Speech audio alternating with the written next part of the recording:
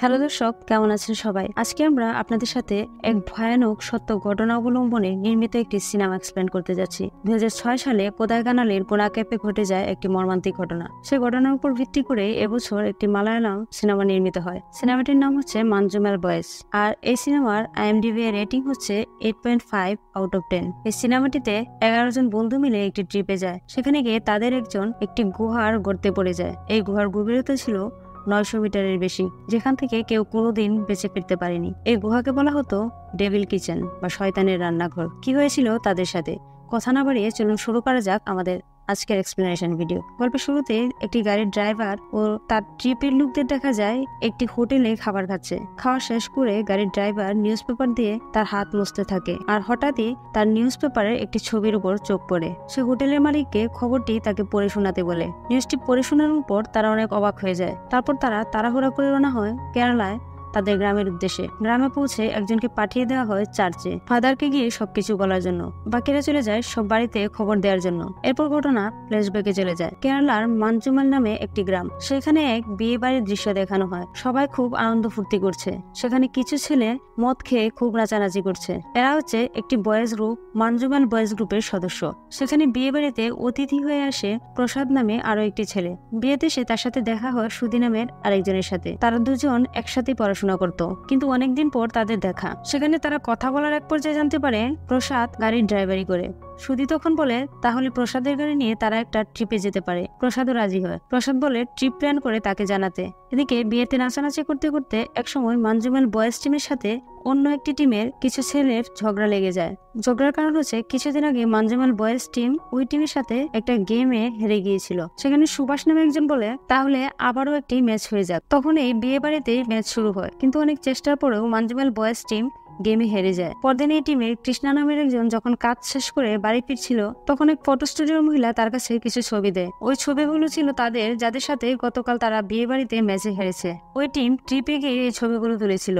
ছবিগুলো তাদের হাতে দিয়ে দিতে বলে। এরপর কৃষ্ণা এই ছবিগুলো নিয়ে ক্লাবে আসে। ছবিগুলো সবাই দেখে বলে তারাও তো অনেক জায়গায় ঘুরতে যায়, কিন্তু তারা কেন এমন ছবি তুলে না। তাই তারা সবাই মিলে ঠিক করে তারা আবার কোথাও ঘুরতে যাবে আর গিয়ে অনেক ছবি তুলবে। প্রথমে ঠিক করে তারা গোয়া যাবে, কিন্তু গোয়া অনেক দূর হয়, সবাই যেতে রাজি হয় না। তাছাড়াও অনেক খরচের ব্যাপার। তারপরও আরো অনেক জায়গার কথা বলে সবাই মিলে ফাইনালি ঠিক করে তারা কোদাইকানাল যাবে। সুধি তখন তার বন্ধু প্রসাদকে ফোন করে গাড়ির জন্য। প্রসাদ জানায় এখন উৎসবের মৌসুম হয়, ট্রাভেলার গাড়ি নেই। একটা গাড়ি আছে, সেটাতে মাত্র 9 জন যেতে পারবে। এরপর তারা বসে ঠিক করে কে কে যাবে। সুভাষ জানায় সে যেতে পারবে না, তাকে তার দিদিমার বাড়ি যেতে হবে। কিন্তু বুড্ডান বুঝে যায় সুভাষ আসলে টাকার জন্য যাবে না। এরপর তারা 9 জন মিলে ট্রিপে যাওয়ার জন্য তৈরি হয়। কিন্তু ট্রিপের দিন তাদের একজন জানায় তার কাজ পড়ে গেছে, সে যেতে পারবে না। গুড্ডান তখন বলে তাহলে সুভাষকে নিয়ে যায়। গুড্ডান সুভাষকে নিতে তার বাড়িতে আসে। সে সুভাষকে রেডি হতে বলে আর বলে টাকা পয়সা নিয়ে চিন্তা না করতে। সুভাষের মাকে গুড্ডান জানায় পরশুই তারা চলে আসবে। এরপর তারা যখন গাড়ি স্টার্ট করে সামনের দিকে যায়, তখনই তাদের টিমের আরো একটি ছেলে চলে আসে।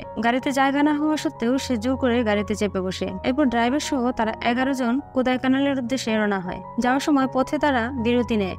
সেখানে একটা মন্দির দর্শন করে আর তারা কিছু খাবারও খেয়ে নেয়। তখন সেখান থেকে তারা কমল হাসানের একটি গানের সিডি কিনে গাড়িতে বাজানোর জন্য। এরপর আবার রওনা হয় আর তারা কোদাইকানালে গিয়ে পৌঁছায়। সেখানে তারা অনেক ঘোরাঘুরি করে, কেনাকাটা করে, সেখানকার দর্শনীয় স্থানগুলো ঘুরে দেখে আর অনেক অনেক ছবিও তুলে সবাই মিলে। তাদের ঘোরাঘুরি শেষে এবার বাড়ি ফেরার পালা।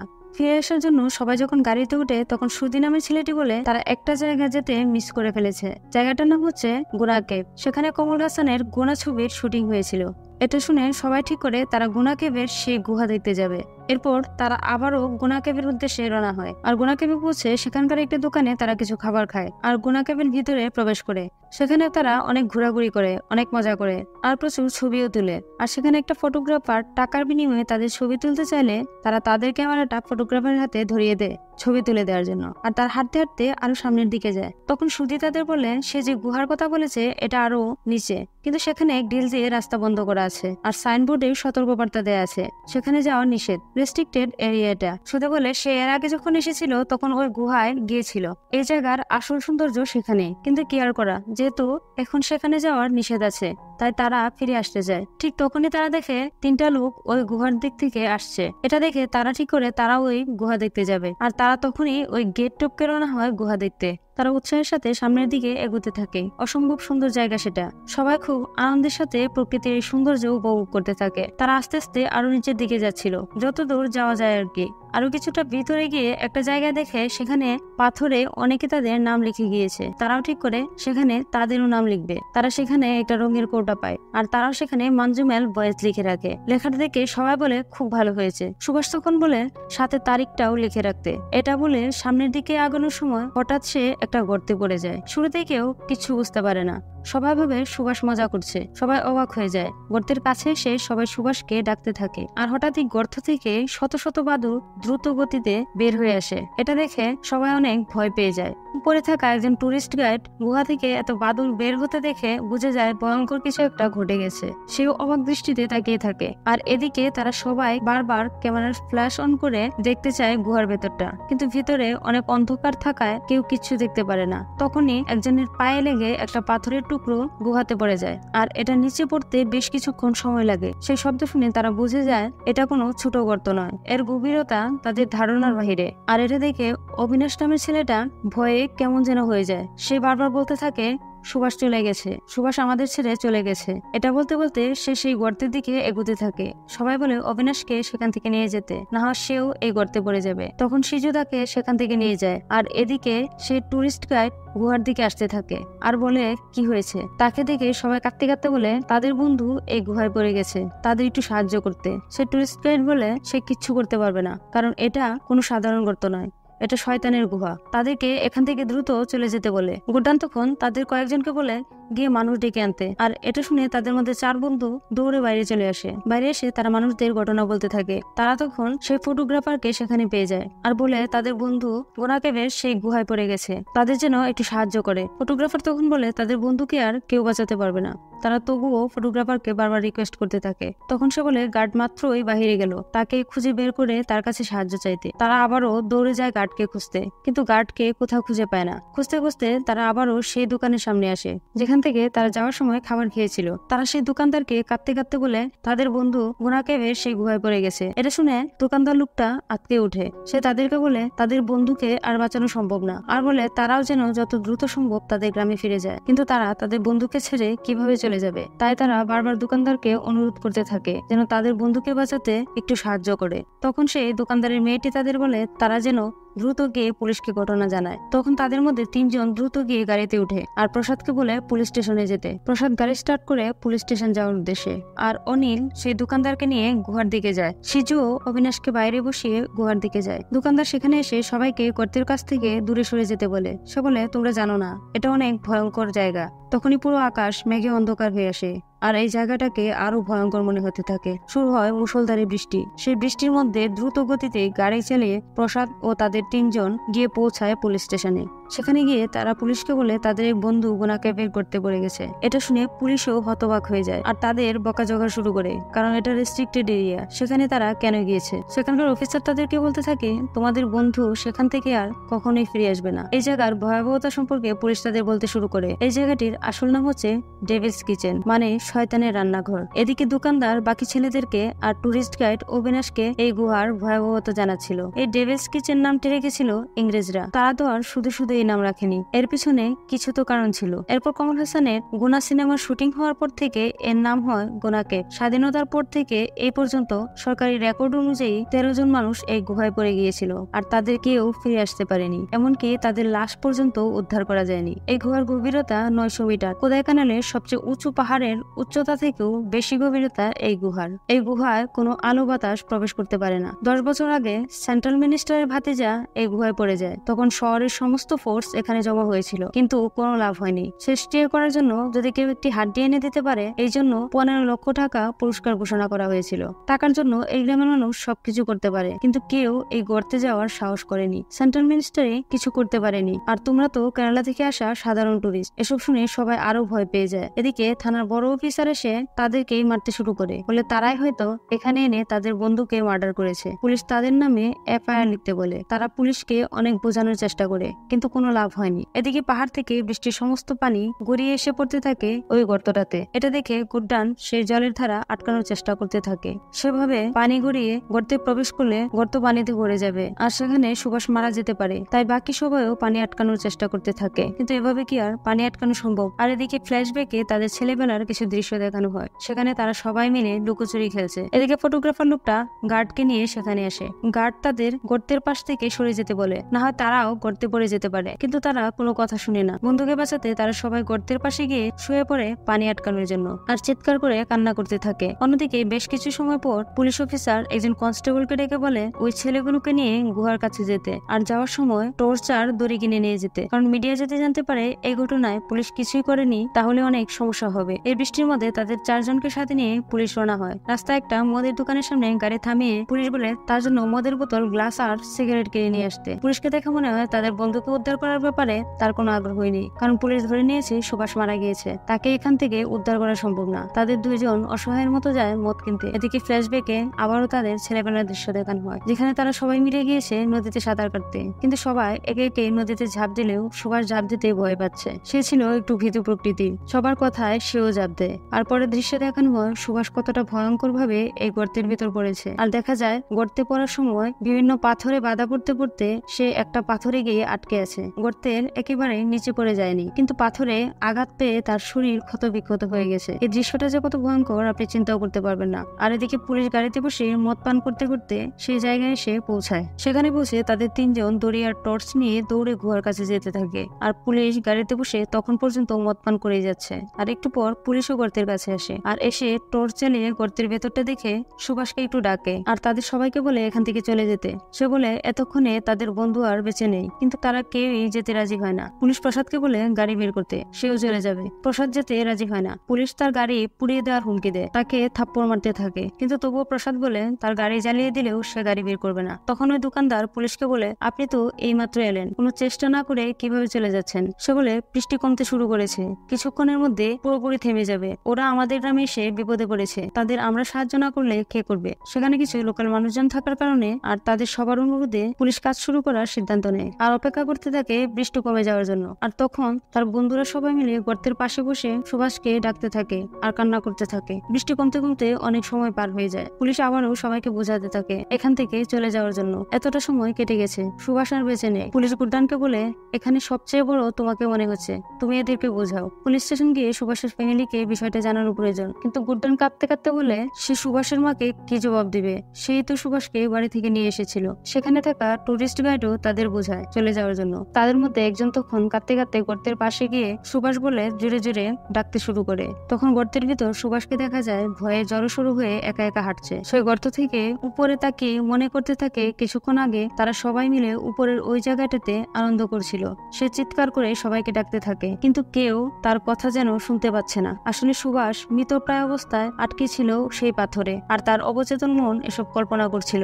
সে এতটাই আহত অবস্থায় ছিল যে তার শরীর নাড়াচাড়া করার মতো কোনো শক্তিই তার ছিল না। সে তার সমস্ত শক্তি দিয়ে জোরে জোরে চিৎকার করার চেষ্টা করতে থাকে। হঠাৎই সেই চিৎকারের শব্দ শুনতে পায় গর্তের পাশে থাকা সেই বন্ধুটি। সে আবারও ডাকতে শুরু করে আর সুভাষের চিৎকার আবারও তার কানে আসে। তখন সবাই দৌড়ে গর্তের কাছে আসে আর সবাই সে শব্দ শুনে তখন তাদের মনে আশা জাগে। পুলিশ ও সেখানে থাকা সবাই অবাক হয়ে যায়। রেস্কিউ টিমকে তখন খবর দেওয়া হয়। তখন সেখানে ফরেস্ট অফিসার ও রেস্কিউ টিম এসে উপস্থিত হয়। তারা প্রথমে সেই গর্তে রশি ফেলে চেষ্টা করতে থাকে সুভাষকে উঠানো। এভাবে অনেক সময় কেটে যায়। তখন সে যুগে পুলিশকে বলে অনেক সময় কেটে গেছে আর রশি ধরে সুভাষের উঠতে পারার মতো অবস্থা নাও থাকতে পারে। তাদের মাঝে কাউকে একটু গর্তে নেমে চেষ্টা করতে বলে। পুলিশ তার উপর রেগে যায়। তখন সেখানে থাকা সেই ফটোগ্রাফার লোকটি বলে এই গর্তে রশি ফেলে কোনো লাভ নেই, কারণ এটা কোনো সোজা গর্ত নয়, ভেতরটা বাঁকাতেরা, তাছাড়া নিচে অনেক ঠান্ডাও, বেশিক্ষণ থাকলে ছেলেটি মারা যেতে পারে। সব শুনে তখন সেখানকার অফিসার একজনকে নিচে নামতে বলে, কিন্তু সেখানকার কেউই তাদের পরিবারের কথা ভেবে আর নিজের জীবনের ঝুঁকি নিয়ে সেই গর্তে নামতে রাজি হয় না। এমনকি যে সুইসাইড পয়েন্ট থেকে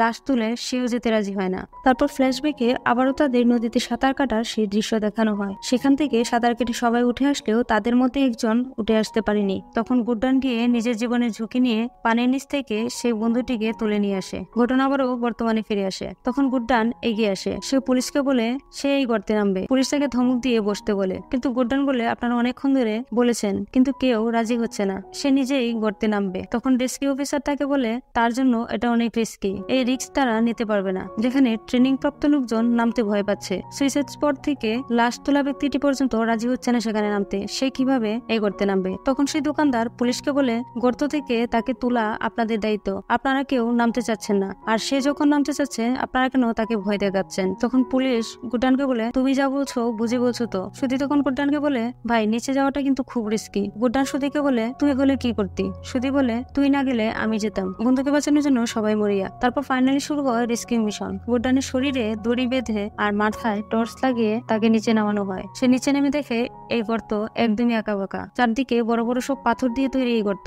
নিচে নামার জন্য খুবই অল্প সরু জায়গা। আস্তে আস্তে উপর থেকে রশি ছাড়তে থাকে আর সে অনেক কষ্ট করে নিচে যেতে থাকে আর সুভাষকে ডাকতে থাকে। সবাই উপর থেকে জিজ্ঞেস করে নিচে সুভাষকে সে দেখতে পাচ্ছে কিনা। এভাবে সে গর্তের অনেক গভীরে পৌঁছে যায়, কিন্তু সুভাষকে দেখতে পায় না। এদিকে উপর থেকে যে রশি তারা গুড্ডানের শরীরে বেঁধে দিয়েছিল সেটাও শেষ হয়ে যায়। রশি শেষ হয়ে গেছে এটা জানানোর পর গুড্ডান বলে আরো রশি জোড়া দিতে, কিন্তু রেস্কিউ অফিসার আর রশি জোড়া দিতে চায় না, কারণ অলরেডি গুড্ডান 120 ফিট নিচে নেমে গিয়েছে। এর বেশি নিচে গেলে অক্সিজেন লেভেল কমে যাবে, এতে গুড্ডানের জীবন রিস্কি হয়ে যাবে, অক্সিজেনের অভাবে তার মৃত্যু হতে পারে। এটা শুনে তাদের বন্ধুরা সবাই আরো ভয় পেতে থাকে। তখন সেই গ্রামের একজন বলে, আজ প্রচুর বৃষ্টি হয়েছে, বৃষ্টির পানির সাথে অনেক বাতাসও ভিতরে প্রবেশ করেছে, সৃষ্টিকর্তার উপর বিশ্বাস রাখতে, কিছুই হবে না, তাদের ভয় পেতে মানা করে। আর এদিকে গুড্ডান পুলিশকে চিৎকার করে বলতে থাকে আরো রশি জোড়া দিতে, কিন্তু পুলিশ তাকে উপরে তুলে ফেলতে থাকে। তখন সে চিৎকার করে তাদের থামতে বলে আর বলে তাকে যদি উপরে তোলা হয় সে তার রশি খুলে ফেলবে। সে এখানে সুভাষের আওয়াজ শুনতে পাচ্ছে।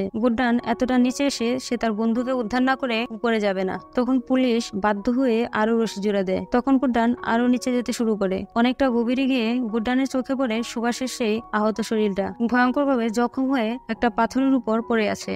গুড্ডান চিৎকার করে সবাইকে জানায় সুভাষকে সে দেখতে পেয়েছে। এটা শুনে উপরে থাকা সব বন্ধুরা যেন একটু প্রাণ ফিরে পেয়েছে। গুড্ডান আরো নিচে নেমে সুভাষের কাছে আসে। সে সুভাষের শরীরে রশি বেঁধে সেই রশি নিজের শরীরের সাথে বাঁধে। তারপর সুভাষকে যখন তুলতে যায় তখন সুভাষ তার গলা চেপে ধরে বলে, কে তুই, কেন এসেছিস এখানে? সুভাষ এভাবে এতটা নিচে পড়ে হঠাৎ কাউকে দেখে ভয় পেয়ে যায়। সে অনেকটা ট্রমাটাইজ হয়েছিল আর গলা চেপে ধরার জন্য তারা পিছলে অনেকটা নিচে পড়ে যেতে থাকে। আর হঠাৎ এভাবে রশিতে টান লাগায় সমস্ত পুলিশের হাত থেকে দড়ি ছুটে যেতে থাকে। তখন উপরে থাকা তাদের সব বন্ধুরা দৌড়ে এসে সেই রশিটি ধরে টানতে শুরু করে আর আস্তে আস্তে টানতে টানতে গুড্ডান আর সুভাষকে উপরে তুলতে থাকে। জায়গাটা অনেক সরু হওয়ায় দুজন মানুষের একসাথে বের হওয়া খুব কষ্টকর হয়ে যাচ্ছিল। আর তখন হঠাৎই রশিটি দুটি পাথরের মধ্যে আটকে যায়। আর রশিটি পাথরে আটকে যাওয়ায় উপর থেকে তারা যখন বারবার টানছিল গুড্ডান আর সুভাষ পাথরে বারবার ধাক্কা খেয়ে আঘাত পাচ্ছিল। এমন সময় তারা কি করবে বুঝতে পারছিল না। ঠিক তখনই অবিনাশ এসে সেই গর্তের উপর একটি পাথরে দাঁড়ায় আর সবাই অবিনাশকে দেখে